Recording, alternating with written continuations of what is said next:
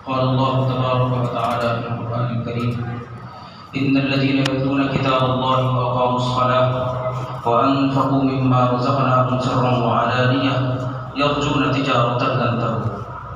وقال النبي صلى الله عليه وسلم: ليس منا من لم يتغن بالقرآن، وكما قال عليه الصلاة والسلام.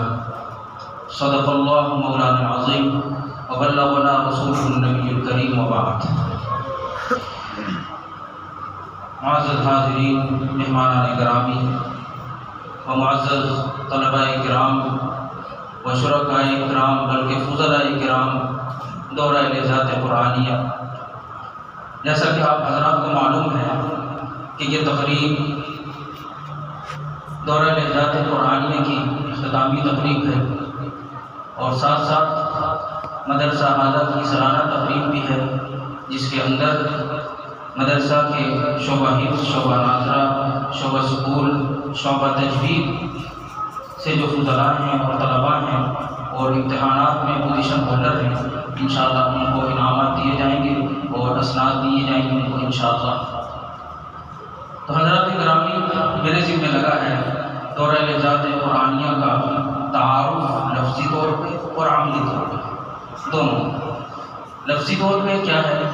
دیکھیے، قرآن کریم کے پڑھنے کے حوالے سے دو حقوق.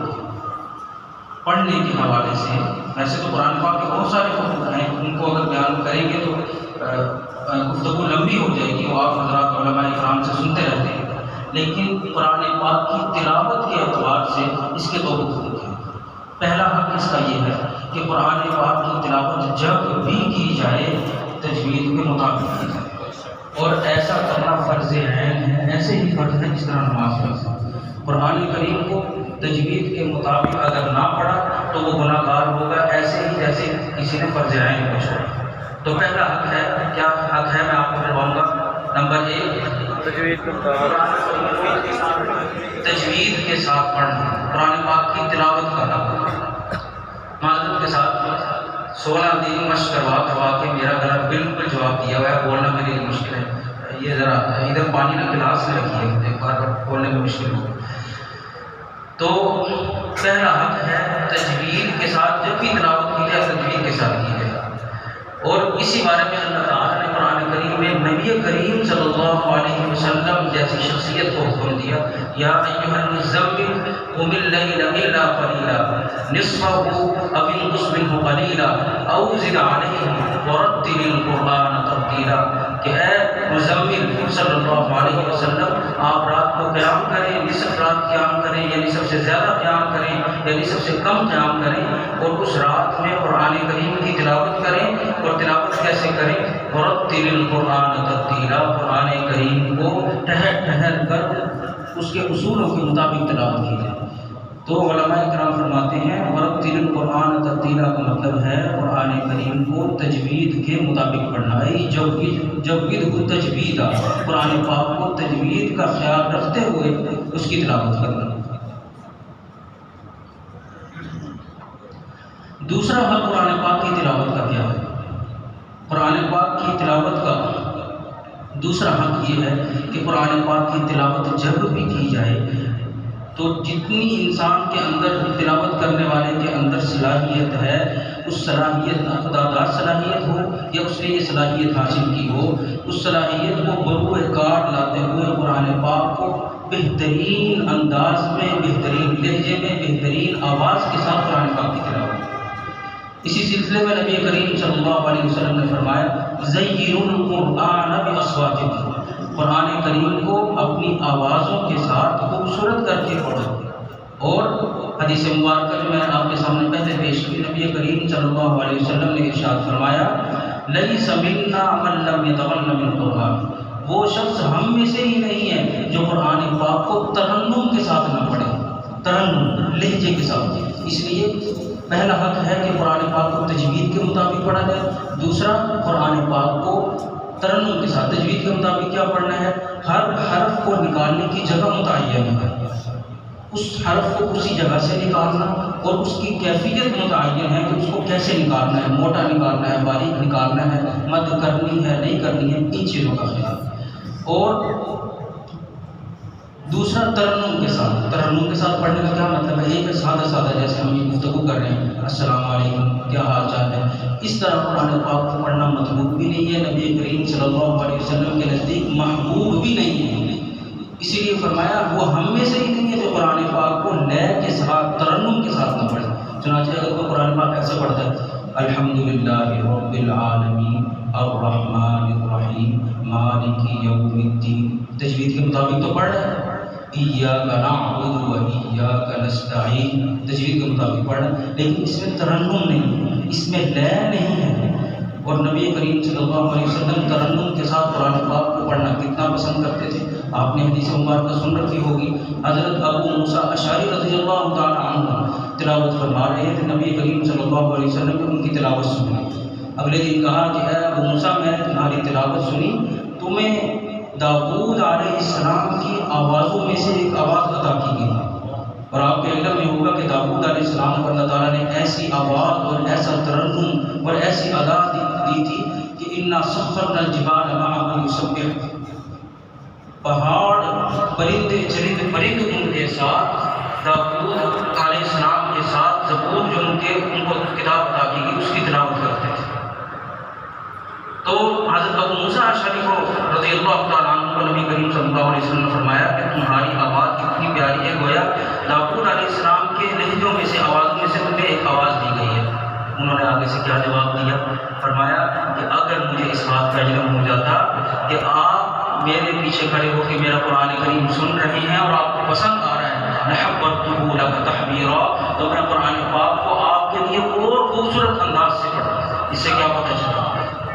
اس سے یہ پتہ چلا کہ قرآن پاک کو خوبصورت سے خوبصورت کرنے کی کوشش کرنا یہ صحابہ کی سنت ہے، اور نبی کریم صلی اللہ علیہ وسلم کے فرمان کی اطاعت ہے۔ تو اسی سلسلے میں تجوید کے مدارس تو الحمدللہ ملک بھر میں چپے چپے پہ قائم ہیں، جو قرآن پاک کو تجوید کے مطابق پڑھنا سکھاتے ہیں، قرآن پاک کو تجوید کے مطابق پڑھنا سکھاتے ہیں، لیکن قرآن پاک کو اچھی آواز میں کیسے پڑھا جائے، اچھے انداز سے لے کے ساتھ اس کو کیسے پڑھا جائے، اس حوالے سے خاطر خواہ محنت الگ سے نہیں ہو رہی، انفرادی ہو رہی ہو تو الگ بات ہے۔ تو ہم نے الحمدللہ اللہ تعالیٰ کے فضل سے، اللہ تعالیٰ کی توفیق سے، یہ سب اللہ تعالیٰ کا فضل ہے، 2019 سے ہم نے قسم کرسی کے عالم میں یہ سلسلہ شروع کیا، اور اللہ تعالیٰ درجات بلند فرمایا حضرت والد صاحب رحمہ اللہ کے، وہ اس بات میں میرے سے ناراض ہوئے تھے اس وقت، بھائی آپ نے کورس رکھ لیا، کس نے اس کورس میں آنا ہے؟ کسی نے نہیں آنا، ایسے کوئی آئے گا نہیں تو دیکھیں کوئی سلسلہ شروع کرتے ہیں اس کی تیاری میں اچھی خاصی رقم لگتی ہے، انتظامات میں۔ مجھے بروشر ہم نے چھپوائے، اشتہار چھپوائے تو مجھے ڈانٹ پڑی کہ تم پیسے ضائع کر رہے ہو، کوئی اس کا فائدہ مقدر نہیں ہوگا، چیز تو ضروری ہے لیکن بجٹ جو ہے مدرسے کا لگ رہا ہے اس کا کوئی فائدہ نہیں۔ لیکن جب داخلے آئے اور طلباء آ گئے تو پھر ان کی خوشی دیدنی تھی الحمدللہ، اور انہوں نے پہلا دورہ اپنی سرپرستی میں اور طلباء کو تجوید کے، اس وقت ہم نے ساتھ تجوید کے اسباب بھی ہلکے پھلکے رکھے ہوئے تھے جو بعد میں ہمیں کسی وجہ سے ختم کرنے پڑے، تو تجوید کے اسباب بھی پڑھاتے رہے اور خود سرپرستی فرماتے رہے۔ تو 2019 سے ہم نے الحمدللہ یہ سلسلہ شروع کیا، اور اب یہ 2023 19 20 21 22 23 پانچواں سال ہے الحمدللہ۔ درمیان میں ایک سال لاک ڈاؤن کی وجہ سے نہیں ہو سکا، داخلے ہو چکے تھے، طلباء کے داخلے ہو چکے، تمام انتظامات ہو چکے، لیکن اللہ تعالیٰ کا کرنا لاک ڈاؤن ہو گیا، تو پانچواں سال ہے الحمدللہ۔ اور اس سال ہمارے ہاں اس کورس میں داخلے کے لیے اور معلومات کے لیے جن طلباء نے، جن کو رہ اکرام نے رابطہ کیا، ان کی تعداد 1450 سے زائد ہے، 1450 سے زائد حضرات نے اس میں داخلے کے لیے رابطہ کیا۔ تو یہ آپ کے اس ادارے کا الحمدللہ فخر ہے، آپ کے اس ادارے کے لیے سعادت کی بات ہے کہ اللہ تعالیٰ نے اس سے یہ کام لیا، اور اس میں سے ہم نے پھر یہ جو ہمارے سامنے ماشاءاللہ بڑا جوان ہے، ان کا پورا فعال ان کے نام نکلا، اور یہ کہ کونے کونے سے الحمدللہ یہاں پہ حاضر ہیں۔ یہ میرے سامنے بیٹھے ہوئے ہیں مولانا تاسیم صاحب، مولانا صاحب ذرا دیدار کروائیں، جامعہ بنوری ٹاؤن کے فاضل ہیں، مستون بلوچستان سے سفر کر کے آئے ہیں، مسجد کی امامت چھوڑ کے، تدریس چھوڑ کے، ان کو فون آ رہے ہیں پچھلے کل سے میرے سے چھٹی مانگ رہے تھے، استاد جی میں بندہ کو چھوڑ کے آیا تھا، وہ کہہ رہا جی واپس آؤ گا، ٹھیک ہے، یہ آ کے بیٹھے تشریف رکھے، اللہ تعالیٰ آپ کی اس قربانی کو قبول فرمائے۔ تو یہ آ کے یہ مغرب کے بعد پہنچے ہیں، آرام کر لیں، کلاس چل رہی ہے، تو یہ صبح کو کلاس میں ہے، میں نے کہا آپ نے بہت آرام کیا، مغرب کے بعد بھی سوئے، صبح کتنے بجے آپ اٹھیں؟ کہتے کہ میں صبح نماز کے ٹائم اٹھا۔ میں نے کہا اچھا خاصا آرام ہوا۔ پھر میں نے ایسے ہی میرے ذہن میں خیال آیا، میں نے کہا سفر کتنے گھنٹے کا تھا؟ کہتے 26 گھنٹے سفر کیا۔ کتنا؟ 26 گھنٹے۔ میں نے کہا پھر آپ کا حق ہے اتنا سونا، اتنا آرام کرنا آپ کا حق ہے۔ تو اسی طرح ماشاءاللہ دور دور سے بلتستان سے ماشاءاللہ ساتھی بیٹھے ہیں، کدھر ہے عمر مختار صاحب، اور دوسرے وہ مولانا صاحب حبیب اللہ صاحب، اور اسی طرح کے پی کے سے تو بہت تعداد الحمدللہ کے پی کے سے آئی ہے۔ اور میں صبح بھی ان سے ذکر کر رہا تھا کہ یہ ہمارے لیے بڑی ایک جو ہے وہ خوشی کا بھی باعث ہے، اور بڑے لمحہ فکریت بھی ہے ہمارے لیے کہ جتنے داخلے آئے ان سے اکثریت کے پی کے سے تھے۔ اس کا مطلب ہے کہ پنجاب والے لوگ اس طرف دھیان نہیں دیتے اور واقع نہیں دیتے، کہتے کہ بچہ بس جلدی جلدی حافظ بن جائے، 2 سال کے اندر 1.5 سال میں جیسا مرضی دگڑ مگڑ قرآن پاک پڑھتا ہو یا منتظم کرتا ہو، بس حافظ بننا چاہیے، ٹھپا لگ جائے۔ لیکن تجوید کا خیال کرے، اچھی آواز سے پڑھے، نہیں، اس کی ضرورت نہیں۔ اس کے لیے وقت لگتا ہے، اس کے لیے محنت لگتی ہے۔ والدین کو جو اپنے بچوں کو حفظ کروا رہے ہیں انہیں اس بات کو ذہن میں رکھنا چاہیے کہ معیاری چیز بننے میں وقت زیادہ لگتا ہے، جلد بازی سے کام نہیں کیا جاتا۔ ہمارے ادارے میں ہم شعبہ حفظ کے اندر ہم بچوں کو بات تجوید پڑھاتے ہیں۔ انشاءاللہ آپ شعبہ حفظ کے بچوں کی تلاوت سنیں گے، انشاءاللہ آپ دیکھیں گے کہ شعبہ حفظ کے بچے بھی بات تجوید بالکل مجوید قاری تو نہیں، قواعد تو نہیں پڑھا رکھے ان کو، لیکن کوشش یہ ہوتی ہے کہ 100% نہیں تو کم سے کم 90% تک وہ بات تجوید پڑھیں، تجوید کی کوئی کمی نہ رہ جائے۔ بہرحال گفتگو لمبی ہو گئی، تو آگے ترتیب یہ ہے ہماری کہ ہم نے اس دورے کے دوران 8 لہجات بلکہ 9 لہجات ہم نے ان کو کور کیا، اور ہر لہجے کو ہم نے 3 انداز میں سیکھا۔ ایک محفل میں پڑھنے کا انداز، جیسے ماشاءاللہ بیکاری احتشام صاحب یہ 2019 سے ہمارے ساتھ جڑے ہوئے ہیں، 2019 میں انہوں نے دورہ کیا، پھر 20 میں ویسے ہی ایک ہو گیا، نافع ہو گیا لاک ڈاؤن کی وجہ سے، پھر 21 میں بھی آئے، 22 میں بھی آئے، سب 2023 میں بھی الحمدللہ یہ دو استاد کے پچھلے 2 سالوں سے میرے ساتھ جڑے ہوئے ہیں۔ تو ہم نے 9 لہجے کور کیے اور 2-3 انداز میں، ایک محفل میں پڑھنے کا انداز جو آپ نے سنا، ایک انداز جیسے نماز میں تلاوت کرتے ہیں الحمدللہ رب العالمین، یہ رفتار کے اعتبار سے، اور تیسرا جیسے تراویح میں پڑھتے ہیں تیز، ذرا تھوڑا سا اس سے تیز۔